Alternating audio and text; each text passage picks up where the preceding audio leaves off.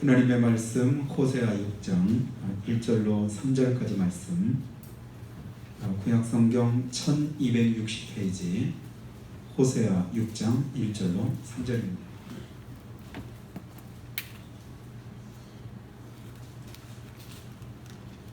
호세아 6장 1절로 3절 말씀을 제가 봉독해 드립니다.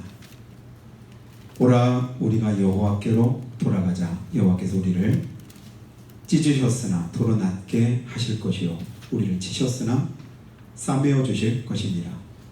여호와께서 이틀 후에 우리를 살리시며 셋째 날에 우리를 일으키시리니 우리가 그의 앞에서 살리라. 그러므로 우리가 여호와를 알자. 힘써 여호와를 알자. 그의 나타나심은 새벽빛같이 어김없나니 비와같이 땅을 적시는 늦은 비와같이 우리에게 임하시리라 하니라. 아멘. 오늘도 주님 앞에 나오신 사랑은 여러분과 가정 위에 하나님의 함께 하심으로 한 주간 그리고 9월 한 달도 주 안에 승리하는 복된 은혜가 함께 하시기를 예수님을 축원합니다.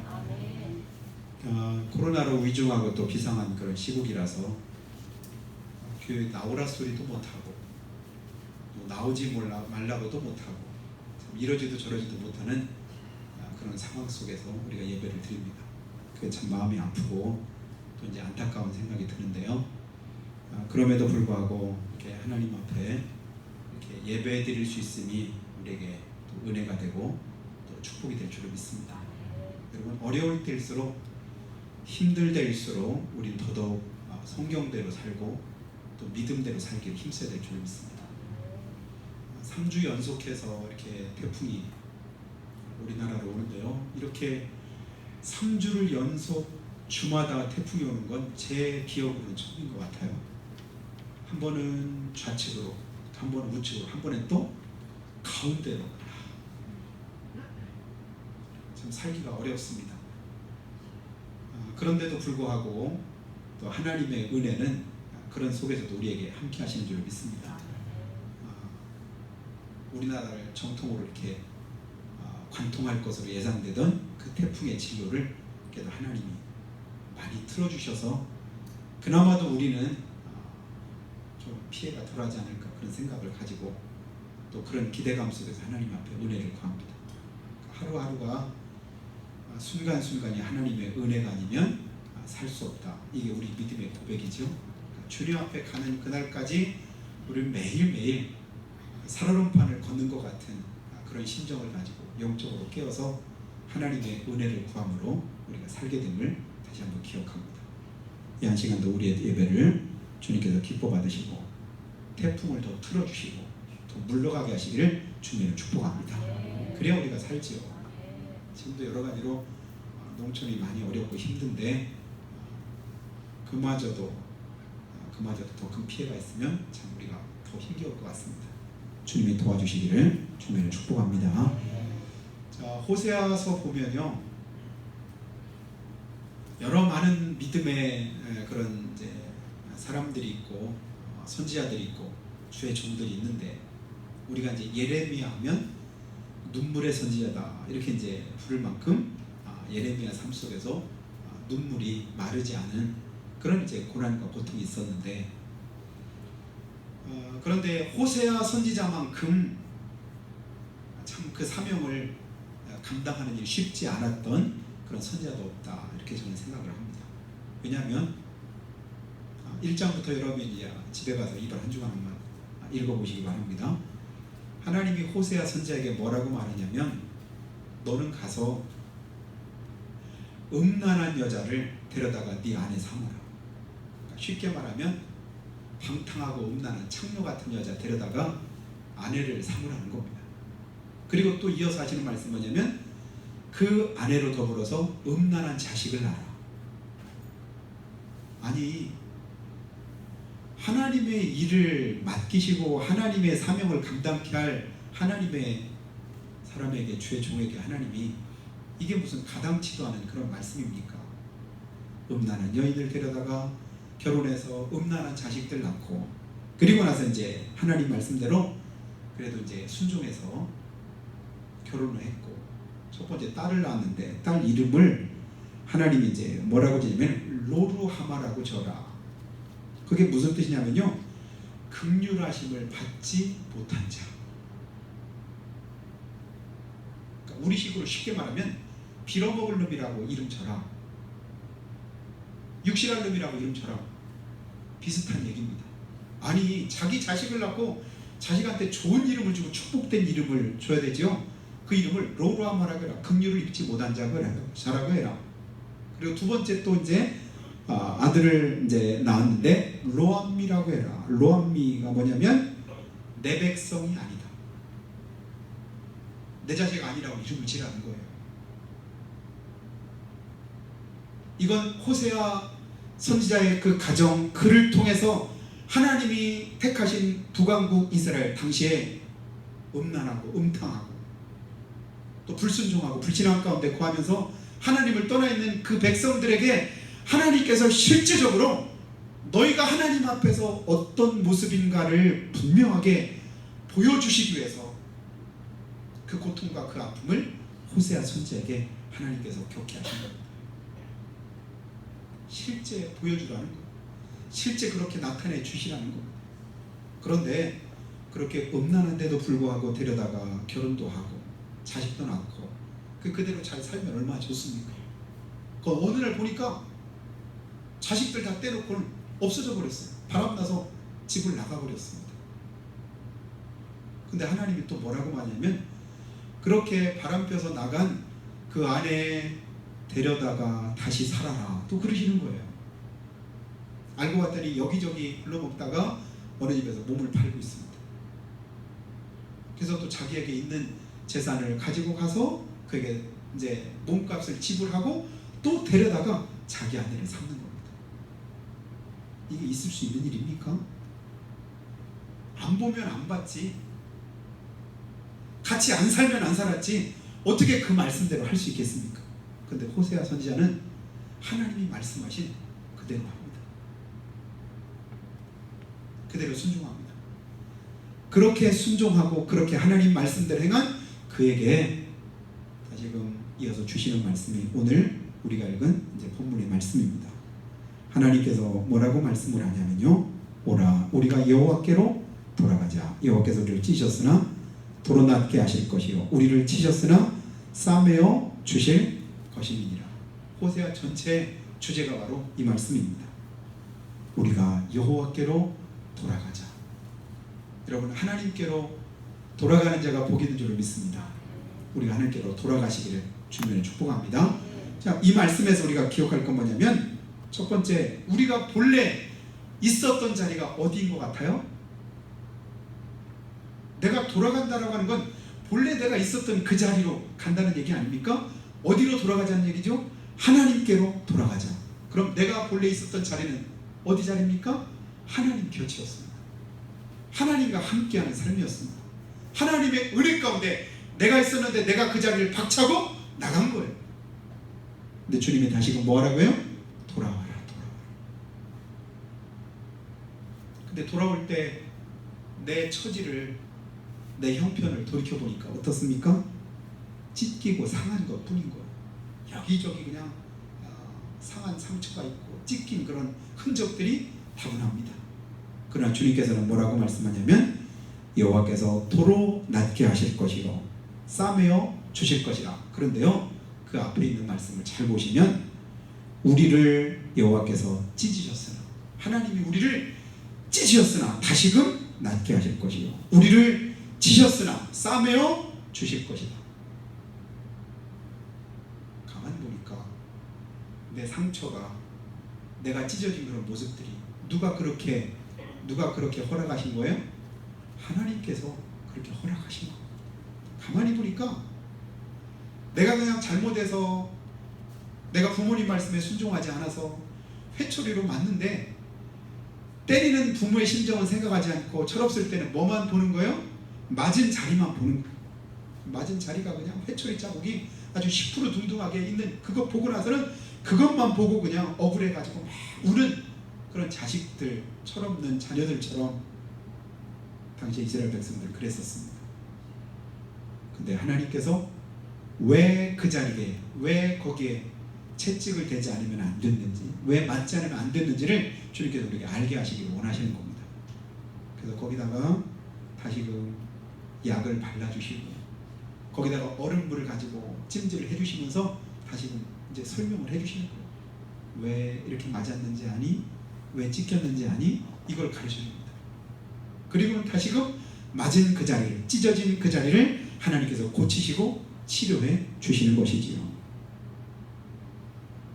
여러분, 우리는 본래 있었던 그 자리, 하나님의 곁에 있어야 되고 하나님의 임재 아래 우리가 거하는 자가 되시기를 주님의 축복합니다. 임마누엘, 우리 가운데 함께하신 하나님, 하나님 우리와 함께 하시는데 그 자리 떠나면 그것이 우리에게 자유로운 것 같고 평안할 것 같아도요, 결국은 찢기고 상해서 돌아올 수밖에 없는 그런 지경에 우리가 빠지게 되는 것을 우리는 봅니다. 그걸 잘 우리에게 말해주는 것이 바로 탕자의 모습이지요.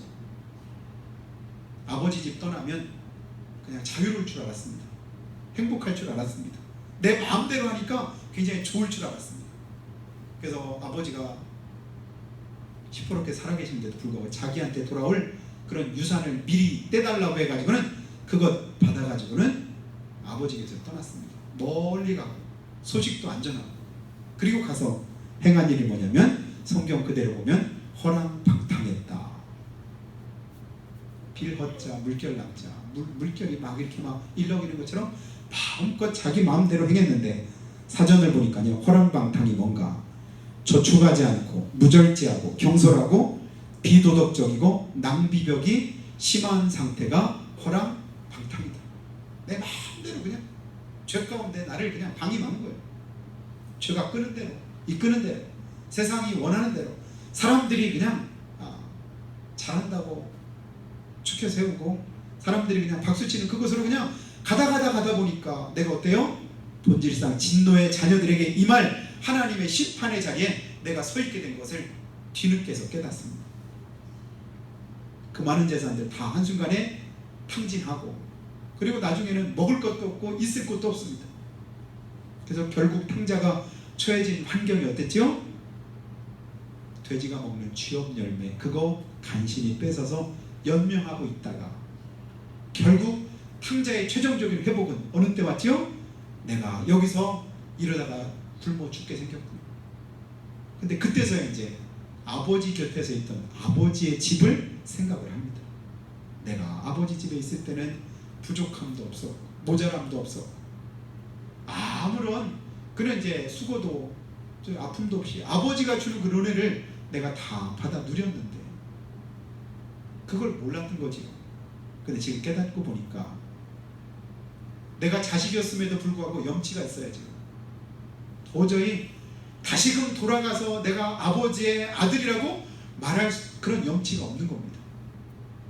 그런데 죽을 수는 없고 결국 결단해서 아버지께로 돌아가면서 그가 가졌던 그 탕자의 마음이 뭐냐면 품꾼의 하나로만이라도 나를 써준다면 굶어 죽진 않겠지.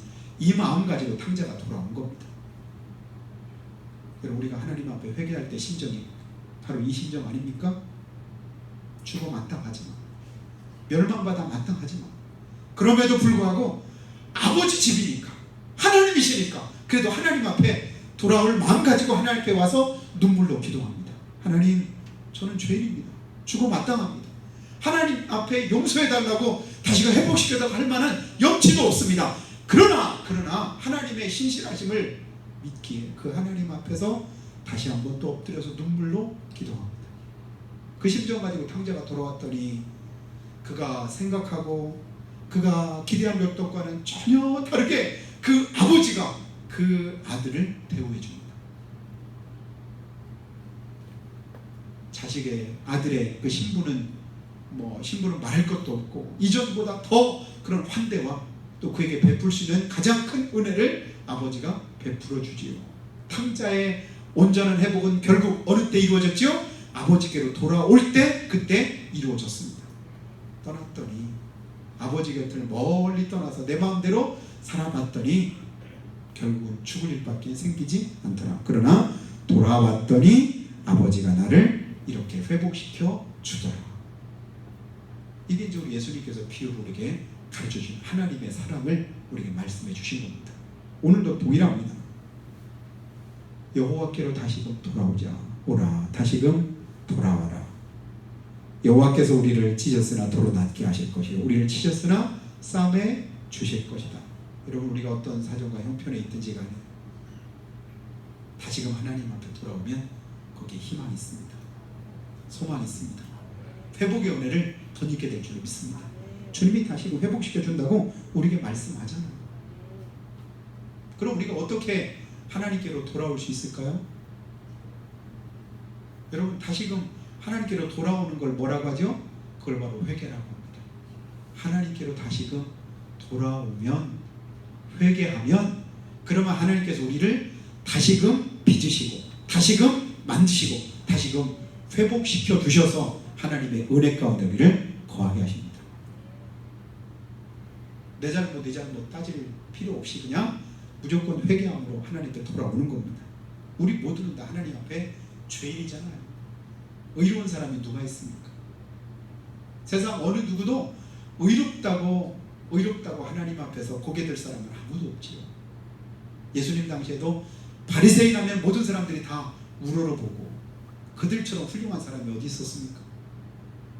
그러나 우리 주님이 보실 때는 그도 똑같은 죄인이요, 자기가 죄인임을 알지 못할 때 오히려 세리와 창기들보다도 오히려 더 못한 그런 이제 책망을 그들이 받게 되는 걸 봅니다. 하나님 앞에서는 우리 모두 다 죽어마땅한 죄인이다. 이거 회개하고 이거 인정하고 하나님 앞에 돌아와서, 하나님, 내가 너무 세상 가운데 거했습니다. 내가 너무 하나님의 은혜에서 멀리 떠나 있었습니다. 내가 하나님의 말씀대로 순종해서 하나님의 뜻을 이루는 삶을 살아임에도 불구하고 그러지 못했습니다. 솔직하게 고백하고 주님의 은혜를 구하시기를 예수님으로 축원합니다. 그러면 주님 말씀하죠. 여호와께서 우리를 찢으셨으나 도로 낫게 하실 거이다. 치료하신 하나님의 은혜를 우리가 경험케 될 줄 믿습니다. 하나님이 치료하신답니다. 고쳐주신답니다. 여호와께서 우리를 찢었고 우리를 치셨다. 그러나 그것은 내가 미워서 나를 망하라고, 나를 저주하셔서 하나님이 그렇게 하신 것이 아니라 뭐하게 하시려고요? 나를 고치시려고, 회복케 하시려고, 은혜를 베푸시려고. 여러분, 의사가 들고 있는 칼하고 강도가 들고 있는 칼이 똑같은 칼이라도 목적은 전혀 다른 걸 여러분 아시잖아요?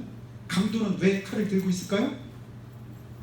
죽이고 빼앗고 상하게 하기 위해서 강도는 그 칼을 쓰지만, 그러나 의사는 그 칼을 왜 들고 있어요? 찢고 자르고 그리고 나서 뭐하게 하려고요? 우리를 고치려고, 회복케 하려고. 하나님이 우리를 향해서 드신 매는 사랑의 매인 줄 믿습니다. 사랑으로 우리를 치료하시고 회복케 하시기 위해서 오늘도 우리를 찢기도 하시고 상하게도 하십니다. 그러나 그 하나님의 본심을 깨닫는 은혜가 있기를 바랍니다. 그래서 주님 앞에 돌아오면 주님 우리를 회복케 하신다. 어떻게 회복케 합니까? 2절도 한번 보시면요, 여호와께서 이틀 후에 우리를 살리시며 셋째 날에 우리를 일으키시리니 우리가 그의 앞에서 살리라. 우리가 어디서 산다고요? 그의 앞에서 살리라.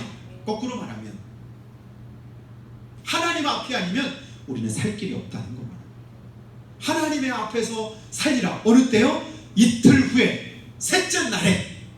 이 말은 뭐 신학자들마다 이제 의견은 조금씩 나뉘긴 하는데요, 목적은 이제 똑같은 의미는 한 가지입니다. 속한 시일에, 멀지 않은 날에 하나님께서 속히 이 은혜를 우리 가운데 주실 것이다. 이틀 후에, 사흘 후에 우리를 살리시고 일으켜 주실 것이다. 여러분, 하나님의 은혜는 우리가 더디다고 생각하는 만큼 그만큼 더딘 것이 아닙니다. 하나님은 정확한 때, 정확한 시간에 하나님의 은혜를 우리 가운데 허락하시는 걸 믿으시기 바랍니다. 3절도 한번 마저 보시면요, 그러므로 우리가 여호와를 알자, 힘써 여호와를 알자. 여호와를 알자, 힘써 여호와를 알자. 어릴 때는 나를 제일 괴롭히는 사람이 부모이기도 하고, 나를 제일 사랑하는 사람이 부모이기도 하고, 어릴 때 혼낼 때 보면 제일 무섭고 제일 두려운 존재가 누구냐? 부모일 때도 있잖아요. 실상은 부모처럼 나를 사랑하고 나를 아끼는 그런 사람이 세상에 누가 있겠습니까? 그런데 나를 혼낼 때 보면 부모님이 또 제일 두렵고 무섭기도 하죠. 우리가 하나님을 제대로 알지 못하면 우리도 똑같이 하나님 앞에서 그런 마음을 가지기가 쉽습니다. 영적으로 우리가 철들지 않으면 하나님의 은혜임에도 불구하고 그것이 은혜가 아니라 징계 속에서 하나님께서 우리를 저주하신다고, 나를 죽이려고 하신다고 그렇게 느낄 때도 있습니다. 그래서 우리가 여호와를 알자, 힘써 여호와를 알자. 무엇을 알까요? 하나님의 그 본심을 깨닫기를 축복합니다. 주께서 인생으로 고생하며 근심하게 하심이 하나님의 본심이 아니시로다. 예레미야가 3장에 말씀하잖아요. 저는 힘들고 어려울 때마다 이해 안 되는 문제를 내가 당할 때마다 그 말씀을 생각합니다. 주께서 인생으로 고생하며 근심하게 하심은 하나님의 본심이 아니다. 본심은 뭐예요? 하나님은 내가 은혜 가운데 있고 평안하기를 원하고 하나님의 축복을 누리기를 원하시는 것이 하나님의 본심이다. 왜요? 하나님은 사랑이시니까. 보이시죠? 하나님은 사랑이시다. 하나님은 신실하시다. 선하시다. 이 사실 앞에 우리가 서면 여러분 우리가 방황을 조금 더 줄일 수 있고 내가 하고 있는 방황을 좀 더 빨리 끝낼 수 있습니다. 근데 하나님의 그 본심을 잘 모를 때는 우리가 끊임없이 하나님의 은혜 앞에 불안한 생각을 가지고 두려운 생각도 가지고 또 방황하는 그런 마음을 가질 때가 있습니다.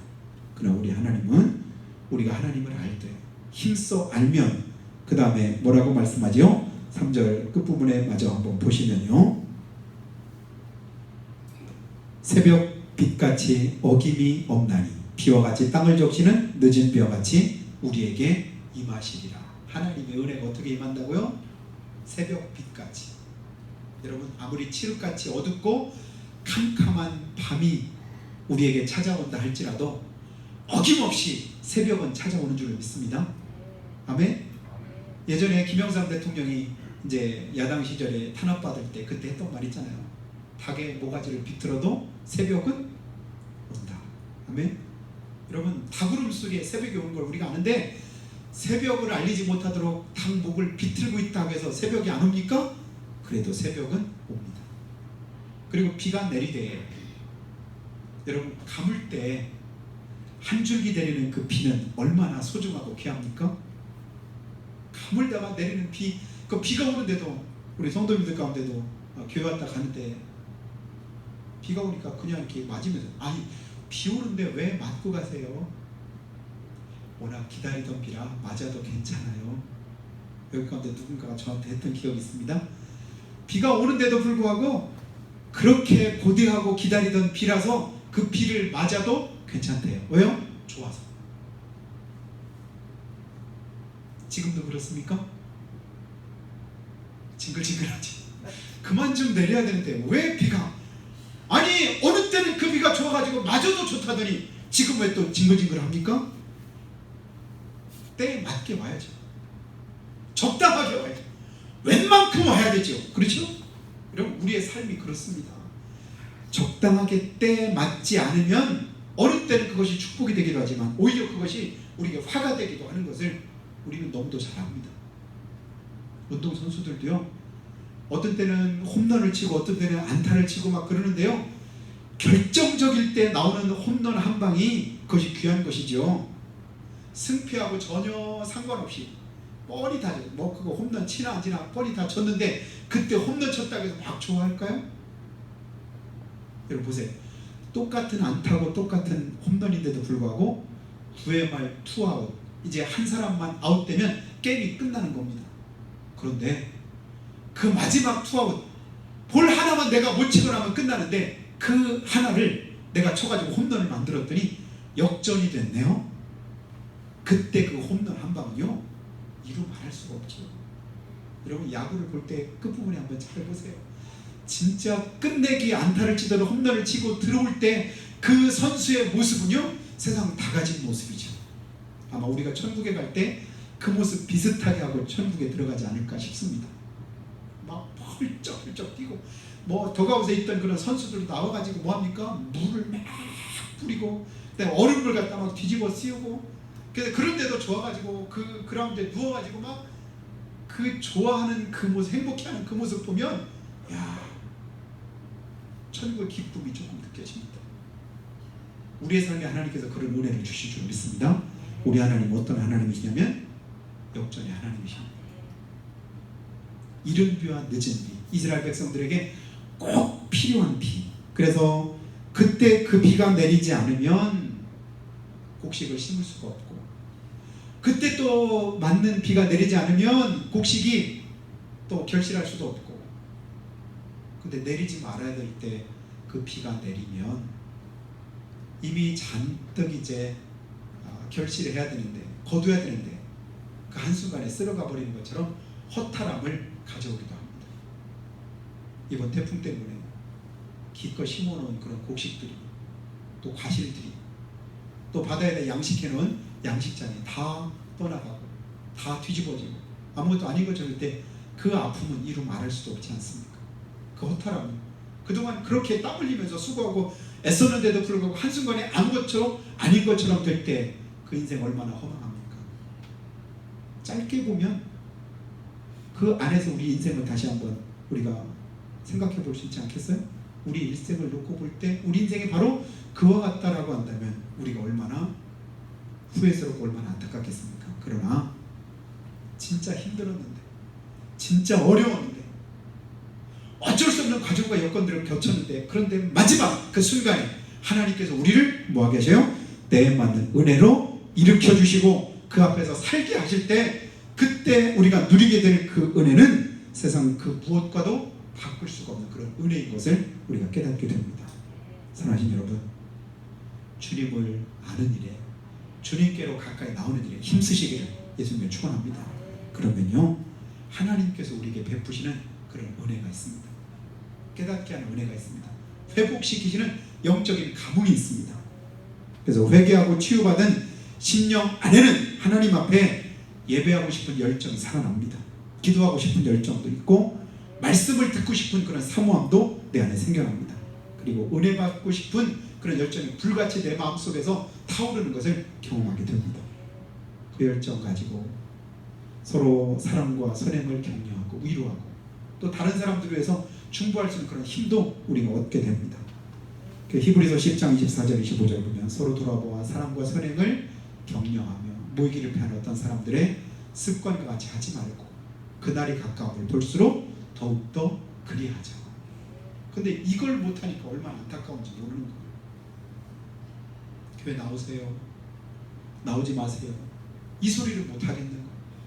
성경대로 해야 되는데, 성경 말씀대로 살아야 되는데, 코로나로 해서 힘든 이때 우리가 더욱 열심을 내서 하나님 앞에 모이기도 힘쓰고 기도도 열심히 하고 하나님의 은혜를 구해야 데도 불구하고 세상적인 제약 때문에 그 일을 못하는 그런 마음이 얼마나 안타까운지 모릅니다.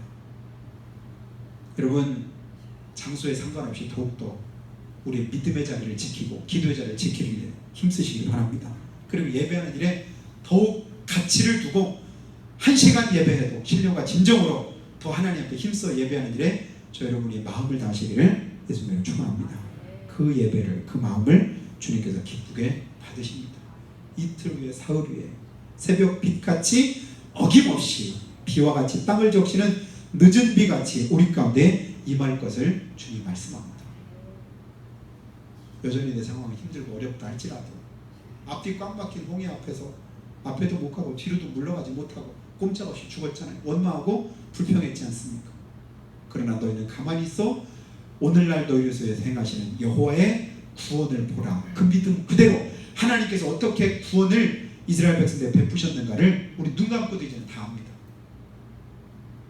높이 달린 장대 거기다가 모르드게를 매달고, 그리고 이스라엘 유다 민족들을 다 멸절하겠다고 하만이 계략을 세우고, 이제 그 계략이 바로 눈앞에 이루어질 그 상황 속에서 하나님이 어떻게 기가 막히게 그걸 바꾸시는지 여러분 애써서를 집에 가서 한번 읽어보시기 바랍니다. 짧기 때문에 금방 읽을 수 있는데, 저는 그 성경 읽을 때마다 저도 모르게 막 눈에서 막 눈물이 나고 마음이 벅차오릅니다. 하나님의 그 역사가 너무 놀라워서.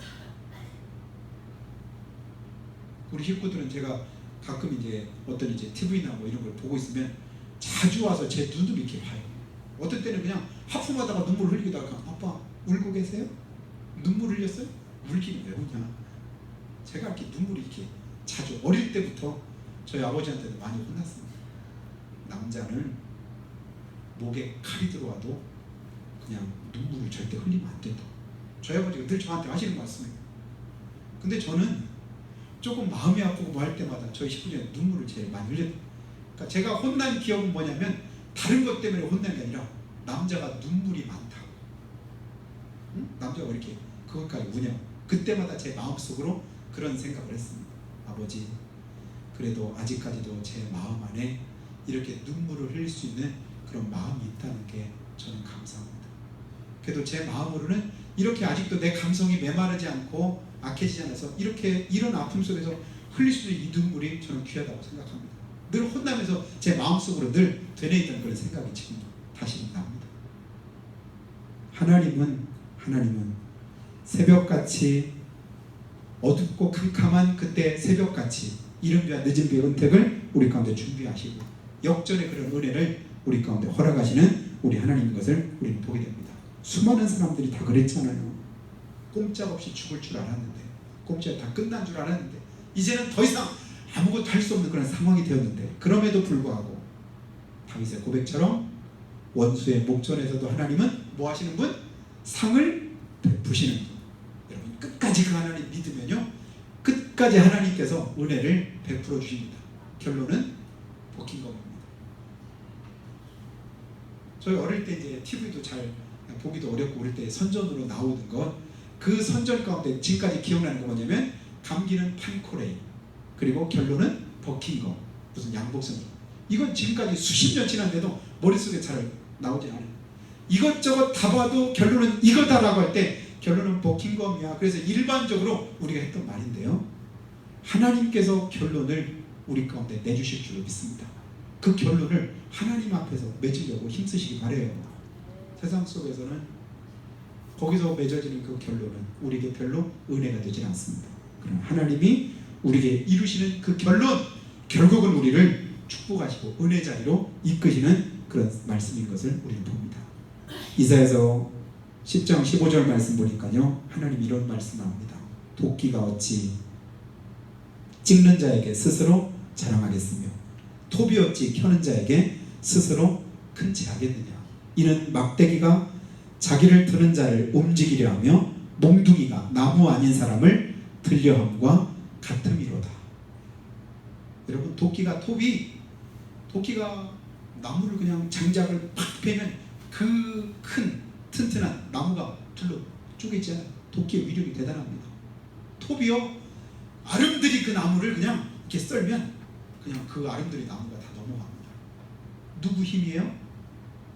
도끼 힘이고 톱의 힘입니까? 결국은 그걸 잡고 있는 사람의 힘 아닙니까? 그가 잡고 있지 않으면 아무리 잘 드는 도끼나 톱도 아무런 힘을 발휘 못하지. 우리가 이루는 모든 역사도 하나님이 나를 붙잡고 계시기에, 나를 돕고 계시기에, 내게 은혜를 베푸시기 때문에 그 일이 나타나는 것을 주님께서 우리에게 이렇게 말씀합니다. 여러분, 나를 붙들고 계신 주님을 주목하시기 바랍니다. 그 하나님 바라보시기 바랍니다. 그 하나님 알기에 힘쓰시기 바랍니다. 그리고 하나님께로 돌아와서 그 은혜를 덧입기를 예수님으로 축원합니다. 그렇게 될 때 하나님은 정확한 타이밍에 폭풍우처럼 우리 삶 가운데 은혜를 부어주실 것입니다.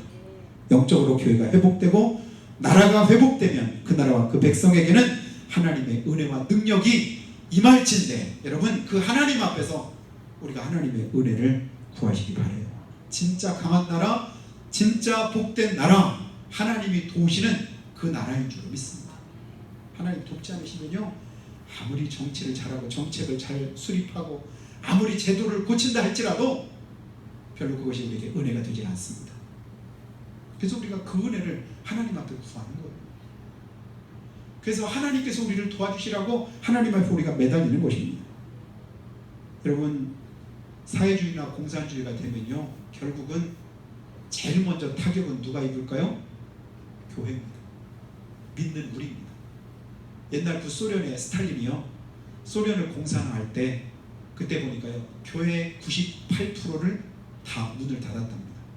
그리고 거기다가 이제 뭐 외양간을 만들든지 아니면 다른 어떤 이제 기념관을 만들든지 집을 짓든지 헛간을 만들든지 그런 일들이 했답니다.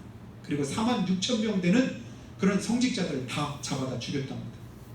그리고 나서는 애들한테는 뭐라고 이제 했냐면, 어린 아이들 학교에서 이제 할 때 이랬대요. 애들한테, 여러분 한번 하나님께 한번 기도해 보세요. 사탕 달라고 한번 기도해 보세요. 다 같이 시작. 하나님 사탕 좀 주세요. 그리고 기도하고 눈을 뜨게 했더니 아무것도 없잖아. 그러니까 애들한테는, 여러분 책상 위에 뭐가 있나요? 아무것도 없죠? 그러니까 이번에는 스탈린 동무 우리한테 사탕을 주세요. 한번 기도해 봅니다. 그리고 하고는 그 기도하는 동안에 사탕을 한 번씩 다 먹어. 자, 눈 떠보세요. 사탕이 있나요? 없나요? 있지요? 보세요. 기도는 누구한테 하는 거라고요? 하나님 앞에 하는 기도는 아무것도 아무 역사도 일어나지 않는다고요. 스탈린 동무가 우리한테 사랑을 주니까. 그래서 공산화를 만들었는데 그 결과가 어때요? 결국은 다 무너지고 결국은 다 황폐화되진 그런 삶 가운데서 그들이 살아가는 것을 우리는 보게 됩니다. 여러분, 이 나라 이 민족 지킬 수 있는 것 누가 지킬 수 있을까요? 하나님이 지킬 수 있는 줄 믿습니다. 근데 하나님의 은혜로 세워진 이 나라를 부인하고 하나님이 보호하사 우리나라 만세 그렇게 수십 년 동안 부르던 애국가도 지금은 이제 잘못됐다고 하잖아요. 부르지 말라고 하죠. 국기에 대한 경의에도 뭐 하지 말라고. 누가 그래요? 주사파인지 무슨 뭔지 무슨 파인지 뭐 하여튼 무슨 파들이 있어요. 근데 그거 하지 말라. 그 광복 70주년 맞은 지난 8월 15일 날에 광복절 기념 행사하는데 그때는 애국가를 연주를 안 했습니다. 대신에 뭐 틀었는지 여러분 아시나요? 북한의 국가를 틀었대요. 왜 그랬을까요? 여러분, 이 나라와 이 민족을 지키시고 도우시고 붙들어 주실 분 오직 한 분, 우리 하나님이심을 믿으시기를 예수님의 축원합니다. 여기에는 이견이 있으면 안 됩니다. 예수 믿는 사람이라면 당연하게 이거에는 오로지다. 맞습니다. 하나님이 도우셔야 됩니다. 지켜주셔야, 붙잡아 주셔야 됩니다. 여기에다 딴지 걸 수 있는 사람이 있습니까? 제가 볼 때 그런 사람은 예수 믿는 사람이 아닙니다. 제가 볼 때 그런 믿음 가지고 있는 사람은 천국 못 간다고 저는 확신합니다. 하나님의 살아계심을 믿고 하나님의 절대적인 주권을 믿는 사람은 내 인생뿐만 아니라 이 나라의 온 세계 역사의 주관자는 우리 하나님이시다. 도우실 분, 지키실 분, 붙들어 줄 분 누구십니까? 하나님이시죠. 그래서 그 하나님께로 돌아와야, 그 하나님께 회개해야, 그 하나님의 은혜를 입어야 우리가 다시금 일어설 수 있고 살 수 있다. 이게 성경이 우리에게 가르쳐주는 정답이고 교훈입니다. 그래서 우리가 하나님께 나온 거 아닙니까? 그래서 우리가 하나님을 예배하지 않습니까? 그래서 우리가 그 하나님 앞에서 믿음 가지고 오늘도 힘들고 어려운 가운데도 예배하고 힘쓰는 줄 믿습니다. 이번 한 주간 그리고 그 한 달 동안에 하나님 앞에서 하나님을 알기를 힘쓰시고 하나님의 은혜를 더 입기 위해서 더욱더 간절하게 부르짖고 기도함으로 저 여러분의 삶 속에 역사하신 하나님의 은혜가 충만하시길 주 이름으로 축복합니다. 우리가 자꾸 기도할 때 하나님, 주님께서 우리를 도와주시길 원합니다. 하나님의 모든 말씀은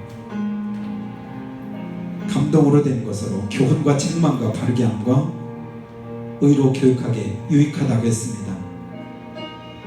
그럼에도 오늘날 점점 성경적인 가르침이 아버지 이 땅에서 이루어지지 못하도록 하는 정책이 난무하고 여러 가지 반대 세력들이 있습니다.